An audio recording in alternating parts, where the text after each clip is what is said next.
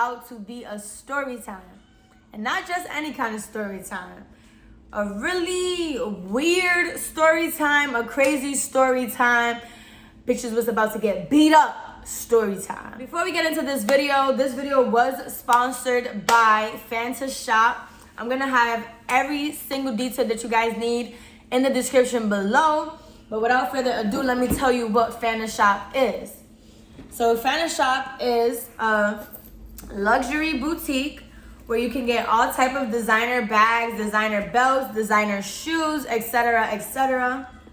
And they sent me this Louis Vuitton pouch. It is the cutest thing ever, like literally ever. It's so spacious in the inside, and it's just like, I just love it. Like, it just goes with everything. Like, I could wear it like this if I want.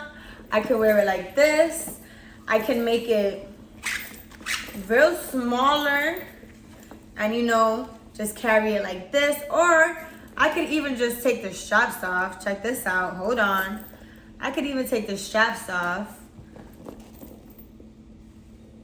and use it as a handbag. Like, come on now. This is just the most perfect everyday bag. I literally been wearing it like every single day since I got it. This is the box that it came in. I'm gonna show you guys what's inside of the box, because it came in like really protective covering, which I appreciate, because, you know, sometimes things in the mail get messed up. It came inside of this pouch. This is called like the dust bag or something like that. And then it came with the Louis V card and the Louis V little booklet. These little blue like strips of tape were covering all of the gold. Like, every single gold piece that you see on this purse was covered by this blue tape for even extra protective covering, which I really appreciate. Make sure you guys shop up with Fanta Shop. And yeah, just let them know Rose sent you, because Rose got all the pretty bags, period. Now, we can get into this crazy story time. Where do I start? Like, this was years ago, and I just thought about it today, and I was like, you know what? This means for a great story time, so why not tell it? I have to give a few of the characters in the story a nickname. So the main problem, we're gonna name her Curly. We're gonna name her Curly. And then the person who told me, we're gonna name Anonymous. So Curly had like an obsession with Jeremiah. This is like back in college, right? This is like the first semester of college. Probably went into the second semester before I found out about everything. So the first semester of college, before me and Jeremiah were even dating, we were already talking, and I feel like everybody on campus knew that me and him were talking. So it was like already a respecting between like everybody else trying to talk to us, because everybody knew that me and him were talking. We just hadn't made it official yet. So there was a time in college where all the basketball players had to stay. Like, they wasn't able to leave for the break like everybody else was. So Jeremiah had to stay on campus. And if you wanted to stay on campus, you could stay on campus as well. But if you wanted to go back home for the break, you could go back home. So I ended up going back home because I had some business to tend to. And Jeremiah, of course, has to stay on campus. Curly was one of the people who decided that she wanted to stay on campus during that time too. So Jeremiah had a friend on campus who also stood during that break. We're gonna name him Whitey, right? So Whitey and Jeremiah stood on campus during that time. Curly is gonna Snapchat Whitey and basically was like asking him to put her on to Jeremiah. Mind you, at this point, I know that people know about me and Jeremiah, so it's like, girl, why are you testing me, right? But I couldn't get too mad about it because he wasn't my boyfriend. So it's like, of course, people are still gonna try to talk to him, whatever. Like, we haven't stated that we're in a relationship or that we're not gonna talk to nobody else, even though we knew what it was, like nobody else knew. So I couldn't be that mad about it, but I was just like, ooh, like, she's sneaky.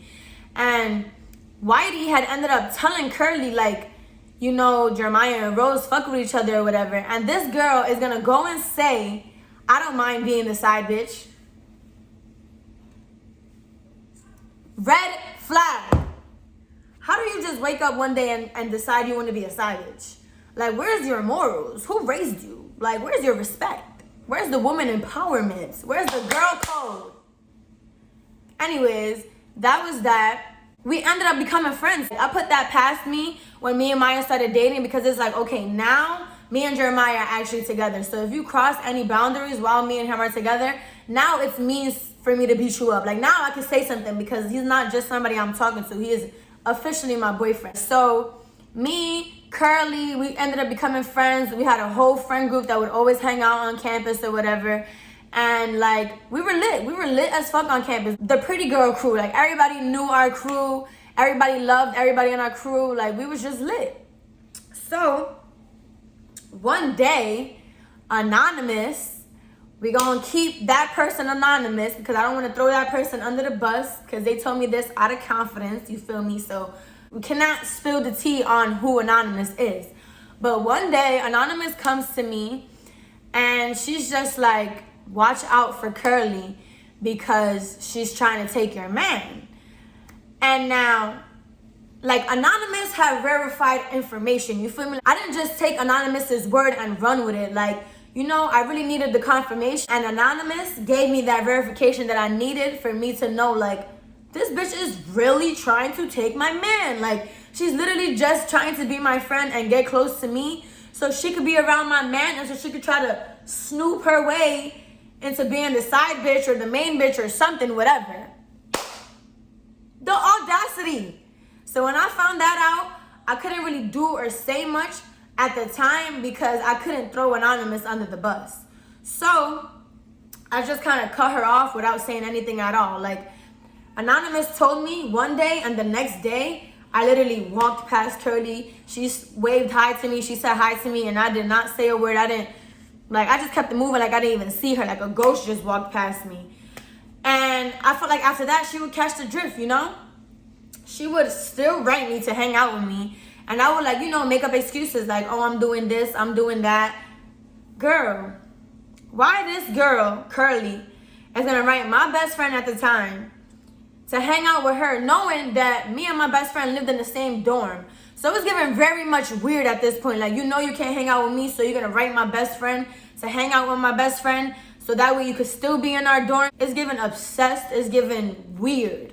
Very much weird. Me and my best friend even ended up bumping heads which was my bad because I didn't really tell my best friend what was going on at the time. So her inviting her over, not knowing that I was kind of like beefing with the girl, low key. Cause I'm like, I don't fuck with this bitch and now you got her in my dorm, like in our dorm. So now I'm mad. But once I explained the situation to my best friend and stuff, my best friend cut that shit off too. She was not having it. So like one day or whatever, somebody had called Jeremiah to pick something up from our dorm. And we had a friend whose name rhymed with Curly. So when that person said, I'm gonna send down Burley to pick up whatever it was that they needed to pick up, Jeremiah had his headset on, so he wasn't really paying attention to the phone call. But I heard Curly. I heard that somebody said that they was gonna send Curly to pick it up. Jeremiah heard Burley. He thought Burley was gonna come pick it up. But once he hanged up the phone, I'm like, Jeremiah, they said Curly was gonna come pick it up. And he was like, oh, I thought Burley was gonna come pick it up. I'm like, no.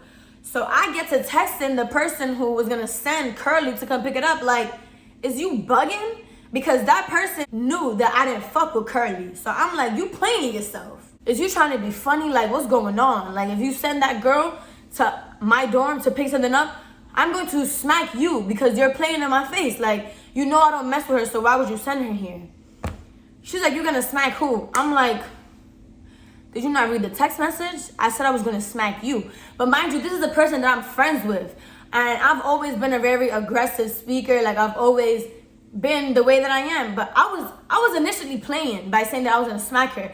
It was just basically me telling her, like, do not bring that girl to my house. Like, do not send that girl to my house. But she ended up taking it in a different way. So, like, 3 minutes later, I get a text on my phone from the person that I pressed, basically. And was like, come open your door. So I'm like, okay. I went to go open the door, and she's like, you said you was gonna slap who? And mind you, she's standing next to Curly at this point. So now, like, I was playing with you because you was my friend, or so I thought you was my friend. But now since you come into my dorm and you trying to press me on some shit, yeah, I said I was gonna slap you. What happened? Like, read the text again if you got to. And then Curly gonna barge into the house talking about some, oh, like, what is your problem with me? This, that, and the third. Like, why are you acting like that with me? And like, at this point, we're going back and forth because I really didn't want to throw Anonymous under the bus, so I couldn't say much. Like I said, Jeremiah was playing the game. He had his headset on. But then he hears all the rowdiness in the kitchen. So he comes out the room and he's like, yo, like, what's the problem? Like, what's going on? So I look at Curly and I point at Jeremiah and I'm like, oh, here's the real reason why you're mad. You're mad because you thought you could take my nigga and you can't. Like, that's why you're mad. At that point, when Jeremiah came out the room is when she wanted to start acting even more tough. Like, she's like, oh, nobody wanted to take your man. If I wanted to take your man, I would have been took your man. And I looked at Jeremiah, and Jeremiah looked at me, and he's like, no, you couldn't take me. Like, that shit had me weak as fuck because, period. Like, yeah, step behind me. Step behind your girlfriend and let her know that she could never take you. Like, period. So Jeremiah was like, no, you can't. That shit killed me. And then by that point, like, I was already, you know, like, working my way in on her because, bitch, I'm about to smoke you. Like, I'm about to demolish your ass in this dorm room. And as she's talking all this crap, she's backing up. She's backing up. She's backing up. And as I'm talking my crap, I'm moving forward. I'm moving forward. So by this point, the RA, or not even, the RD, like basically the head of the whole entire dorm building, came barging into my dorm room. And that's when she wanted to start acting like she was about to do something. Mind you, before that, she was backing up the entire time, did not want to apply no pressure. I was telling her that we could play the couch, like we could play the living room, like, you feel me? Because in my college, you couldn't fight. If you got caught fighting, like, you would get expelled. So if you wanted to fight somebody, it really had to be something that was super low key. And I felt like she knew that, and that's why she was being so rowdy and stuff. Because in all reality, if she would have kept it calm, we really could have fought. Like, I really could have beat that ass in the dorm room. And I know I wouldn't have gotten in trouble because she came to my dorm room. So technically, she was trespassing, and I got all means to beat her ass. But anyways, back to the point. Once the RD came into the dorm room, that's when she wanted to start acting all rowdy, trying to jump over him and all this extra shit. Like, I don't know where the energy was at before that, but whatever. And yeah, the RD basically walked her out and then came back to me and was just telling me, like, I told him, like, she was trespassing. She came in here acting all crazy. Like, and if I would have beat her ass, I would have been wrong. And the RD was just basically saying, like, oh, do you feel threatened? Do you want to move out of your dorm building? Da, da, da. I'm like, no, not at all. I'm straight where I'm at. But after that, never spoke to her again. It wasn't no pressure when I seen her ever again. She was never on that type of timing ever again. And if she really wanted to, we could have did whatever she wanted to do. You feel me? It was that simple. And yeah, that's basically the story time, y'all. All of that right now is just to say you really need to watch your friends, your so-called friends. Like, watch who you bring around your boyfriend as well, because not everybody has genuine intentions. Like, there's girls that really be plotting, and I never had that happen to me before. Actually, I'm lying. I did with my ex. But you see, them girls, there's those girls that be the same girls that be screaming, goals, oh my God, I love your relationship. Not every girl, but some of them be the ones that really want your man, really want your relationship. Like, they not saying goals for no reason. They saying it because they really wish that was them.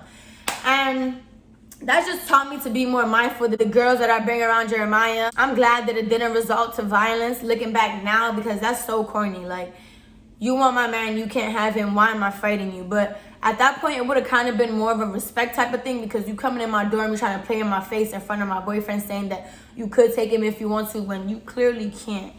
But anyways, that wraps up the story time, y'all. I hope you guys enjoyed this story time. Let me know if you guys want more story times. So yeah, you guys know I like to end off every single video with a prayer. I hope that everybody watching this video is in the best of health. I hope you have an abundance of wealth coming your way. May your friends, family, and loved ones stay protected and out of harm's way. May God continue to cover all of us in his blood.